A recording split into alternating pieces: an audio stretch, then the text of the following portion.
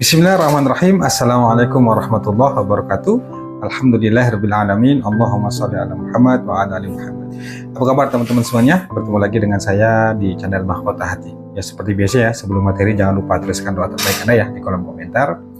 Dan apapun yang menjadi hajat Anda, tuliskan saja teman-teman semuanya. Percaya deh, percaya omongan saya. Makin Anda banyak berdoa, makin Anda banyak meminta, makin kita sering dan selalu meminta berdoa kepada Allah, pasti satu saat dikabulkan sama Allah. Itu nggak mungkin enggak, karena Allah itu maha mengabulkan. Tinggal bagaimana kita memantaskan diri saja. Bagaimana cara memantaskan diri? Perbaiki ibadah, sholat kita, perbanyak melakukan ibadah-ibadah sunnah, ya tahajud, duha, perbanyak sholawat, istighfar, perkuat, latih itu termasuk cara untuk memantaskan diri sehingga doa-doa kita itu dikabulkan sama Allah. Nah, masalahnya sekarang bukan Allah nggak ngabulin doa kita, bisa jadi kitanya yang belum pantas untuk menerima apa yang kita minta. Maka pantaskan diri teman-teman semuanya. Jadi tuliskan saja doa Anda. Alhamdulillah ya Allah aku sehat, Alhamdulillah ya Allah hutang lunas, Alhamdulillah ya Allah aku kaya. Tuliskan saja teman-teman semuanya. Baik teman-teman semuanya, kita ke materi ya. Ini materinya yang yang banyak dialami deh sama teman-teman semua yang saat ini sedang berjuang ingin lunas hutang. Ada yang WA ke saya, ada bukan beberapa sih, banyak lah teman-teman semuanya. Itu dia gini, yang ngeluh juga tapi sudah putus asa. Pak, kemana lagi saya harus cari duit? Saya rasanya capek banget, saya lelah dengan semua ini. Hidup rasanya nggak ada artinya. Tiap hari ditagih hutang, saya dimaki-maki, saya dipermalukan di banyak orang. Aduh, pokoknya yang WA, saya baca WA-nya itu sambil ya sedih lah teman-teman semuanya. Saya bener-bener paham gimana nggak enaknya berada di posisi itu ya. Sudah cari pinjaman, minta tolong ke teman untuk bisa bayar hutang, nggak dikasih, justru malah dihina.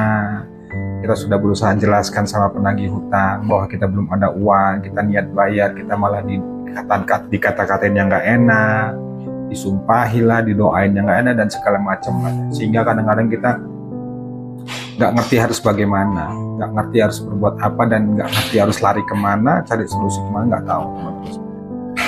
Tapi ya itulah resiko yang harus kita terima, resiko yang memang harus benar-benar kita hadapin, karena memang semua itu salah kita. Hal pertama yang harus kita pahamin itu ini teman-teman, bahwa semua itu karena dosa dan kesalahan kita. Udah deh, saya katakan gak usah menyalahkan siapapun. Walaupun Anda itu punya hutang itu ditipu, bukan Anda yang berhutang, Anda dijebak dan lain sebagainya. Udah deh, gak usah salahkan siapapun, tapi salahkan diri kita saja. Salahkan diri kita teman-teman semuanya. Apapun itu, salahkan diri kita.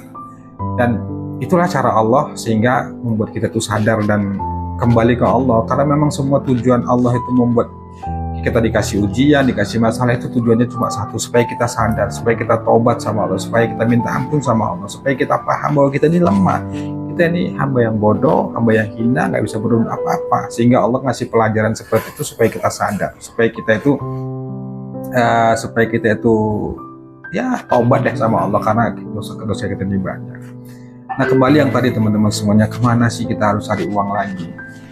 Sementara kita sudah berupaya sekeras tenaga kita, pagi, siang, sore, malam kita bekerja cari uang. Ada juga yang kayak ke saya, Pak, uang saya habis, gaji saya habis bolak-balik untuk mencicil hutang. Rasanya saya capek. Ada juga yang WA begitu. Pokoknya berbagai macam lah yang WA ngeluh ke saya itu tentang hutang. Gini teman-teman semuanya, kalau saya yang menyikapinya nggak ada cara lain kecuali ke Allah. Ke Allah. Kita kadang-kadang yang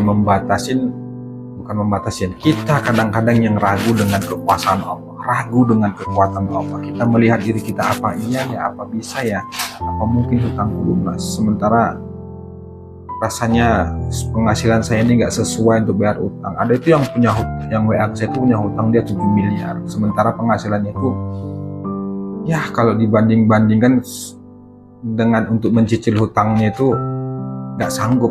Terus dia WA ke saya itu, apa mungkin ya Pak hutang saya lunas, hutang saya 7 miliar, penghasilan saya itu ya nggak sebanding lah, dia nggak sebutin ya.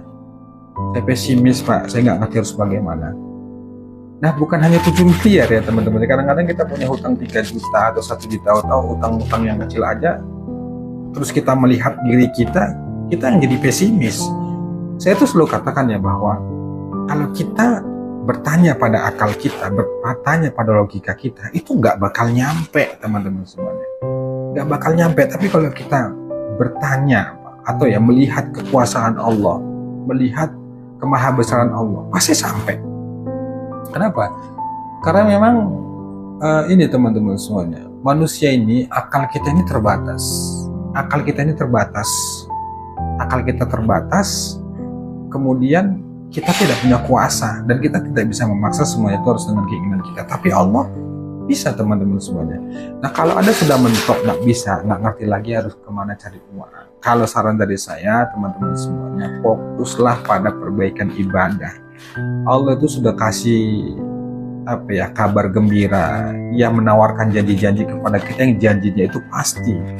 Satu aja yang harus Anda ingat, kita ingat semuanya. Wa may yattaqillaha yaj'al lahu makhraja wa yarzuqhu min haitsu la yahtasib. Barang siapa yang bertawakal kepada Allah, maka Allah akan memberikan solusi, memberikan jalan keluar dari setiap masalah yang dihadapi. Allah akan memberikan rezeki dari arah yang tidak terduga-duga. Itu Allah sudah berjanji, teman-teman. Kitanya saja sekarang yang nggak mau yakin. Masalahnya sekarang tinggal di kita. Yakin nggak kita? Mau nggak kita berdoa sama Allah? Mau nggak kita minta sama Allah? Mau nggak kita sujud sama Allah? Mau nggak kita ngikutin peraturan Allah? Ngikutin perintah Allah? Mau nggak? Itu aja. Nah, masalahnya sekarang, kalau Anda sudah mentok, Anda sudah capek, sudah lelah dengan kehidupan ini, cuma satu kalimat yang harus Anda ucapkan dalam hati Anda berkali-kali. Apa itu? Aku punya Allah. Aku punya Allah. Jangan lihat besarnya masalah kita, jangan, tapi lihat Allah tuh jauh lebih besar dari apapun. Anda kadang-kadang kita ya, bukan Anda lah, kita ya, saya juga kan sampai saat itu belajar. Kita ini kadang-kadang membatasi diri kita sendiri. Apa iya ya, apa mungkin ya, dengan ngamalin begini, dengan mengerjakan tahajud, dengan ngamalin sholawat, dengan sedekah, hutang bisa lunas, keajaiban bisa datang, pertolongan Allah datang. Kita sendiri kadang-kadang yang membatasi itu. Padahal sebenarnya ya, banyak contoh-contoh kisah-kisah itu mereka yang mendapatkan keajaiban tuh berkah dia rutin sedekah subuh ya, rutin melakukan ngamalin sholat duha, sholat tahajud, sholawat, istighfar. Itu banyak, teman-teman semuanya. Tapi kitanya kadang-kadang yang ragu. Nah, sekarang gini deh, Anda sudah mentok, kita sudah mentok, ngerti lagi harus berbuat. Cuma satu saran dari saya, teman-teman, udah lepaskan ke Allah, percayakan sama Allah. Karena begini, nggak mungkin Allah ngasih masalah, ngasih ujian di luar batas kemampuan kita. Itu nggak mungkin, teman-teman. Camkan itu, ingat itu. Kalau Anda benar-benar sudah mentok, nggak ngerti harus berbuat apa-apa, harus ingat, nggak mungkin Allah ngasih ujian. Pasti bisa. Nggak mungkin Allah ngasih ujian di luar batas kemampuan. Pasti bisa. Pasti lewat. Pasti terlewati. Ini hanya sementara. Saya dulu motivasi saya begitu, karena siapa lagi yang membangkitkan diri kita, memotivasi diri kita kalau nggak kita sendiri. Saya dulu gini, nggak, bismillah, insya Allah pasti bisa, insya Allah pasti terlewati, insya Allah hutangku pasti lunas, insya Allah semuanya akan beres, insya Allah aku bisa, insya Allah pasti Allah, ada Allah. Baru begitu, teman-teman semua. Meskipun rasanya berat banget perasaan ini, diri ini, tapi itu yang saya lakukan. Siang hari rasanya ya, terhina banget lah gitu ya. Kita merasa minder dengan tetangga, dengan teman. Ya serba salah deh. Malam hari itu saya gunakan untuk berdoa sama Allah, bangun tahajud malam, merengek ke Allah, curhat ke Allah. Hanya itu yang bisa saya lakukan. Bahkan sampai sekarang itu, ya justru kalau malam hari itu ya di saat tahajud itu saya cerita gitu kalau tentang apa yang saya alamin. Ya Allah, tadi begini di pekerjaan, ya Allah. Pokoknya ya Allah terus deh, gak ada yang lain. Tentang perasaan yang dirasakan, tentang yang terjadi pada diri itu cerita kok. Alhamdulillah, dulu ya berkah. Ya dulu saya melatihnya begitu kan, curhat ke Allah, cerita ya Allah, hamba begini sambil nangis tuh. Sekarang itu terbiasa, soalnya Allah malam hari itu ya Allah tuh benar-benar seolah-olah ya bahasa itu kayak teman akrab jadinya begitu.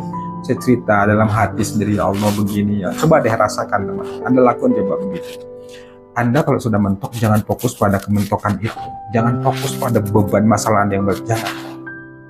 Gini aja deh, kata-kata yang saran dari saya, kata-kata itu untuk mengobatin hati kita supaya nggak putus asa, supaya nggak terlalu down itu.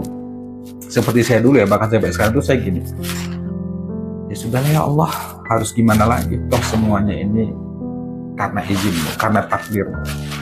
Aku nggak ngerti ya Allah harus berbuat apa-apa, nggak ngerti ya Allah, aku pasrahkan segala padamu.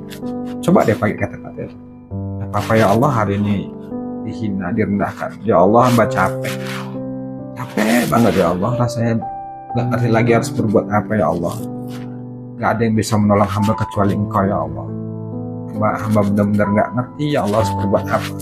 Coba deh Anda ceritakan begitu ke Allah dalam hati. Coba belajar untuk melepaskan beban hidup Anda ke Allah meskipun terasa berat. Percaya deh, Allah sudah ukur masalah kita itu nggak mungkin di luar batas kemampuan. Itu nggak mungkin teman-teman saya, nggak mungkin. Meskipun ya Allah Pak, saya capek banget, saya harus gimana tiap hari dimaki. Iya, saya paham, saya mengerti. Tapi cobalah belajar untuk melepaskan. Setiap ujian, masalah yang Allah hadirkan ke kita itu ada hikmahnya, ada rahasianya. Apa maksudnya supaya kita itu menurut saya itu setiap ujian, setiap masa yang Allah hadirkan ke diri kita itu ada pesan yang ingin Allah sampaikan kepada kita itu, supaya kita ambil hikmahnya, kita paham. Kenapa ya Allah kasih ujian seperti ini? Kenapa ya kok seberat ini? Kenapa ya kok begini?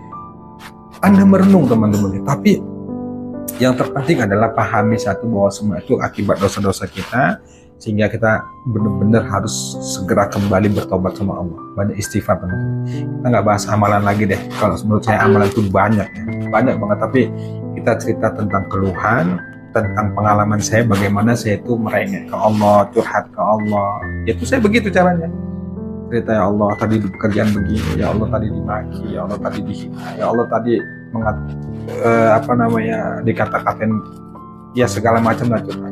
Cerita tuh dalam hati sambil nangis, walaupun berat banget rasanya ya. Ya untuk mengobatin beban itu ya begitu caranya kalau saya, teman-teman. Karena kehidupan itu akan terus berlanjut, kita nggak ngerti ajal kita, waktu kita, selagi kita masih hidup di dunia berarti masih ada kesempatan bagi kita untuk meraih kesuksesan. Setiap orang itu punya hak untuk sukses. Nah, Anda pun punya hak untuk itu, teman-teman saya. Maka lakukanlah perbaikan diri, perbaikan ibadah dan introspeksi diri, teman-teman. Itu solusi dari saya. Semoga bermanfaat. Wallahu a'lam bishawab. Assalamualaikum warahmatullahi wabarakatuh.